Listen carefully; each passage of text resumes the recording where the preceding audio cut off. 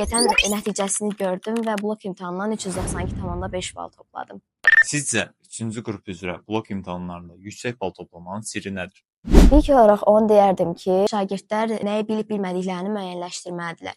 Yəni özlərinə bir sual verməlidirlər ki, mənim zəif yerlərim nələrdir? İmtahana az bir müddət qalmış, buna daha çox fokuslanmalıdırlar. Çünki bilirik ki, imtahana 1 ay qalmış olsun, 2 həftə və yaxud da ki, 1-2 gün qalmış olsun, bütün materialı təkrarlamaq mümkün deyil. Amma onlar əvvəlcədən zəif yerlərini müəyyənləşdirmiş olsalar, bu onlar üçün daha effektiv olar. Məsələn, mən nə edirdim? Hər dəfə test işlədikcə, yəni bunu da qeyd edim ki, bunu test üstündə daha çox müəyyənləşdirirdim.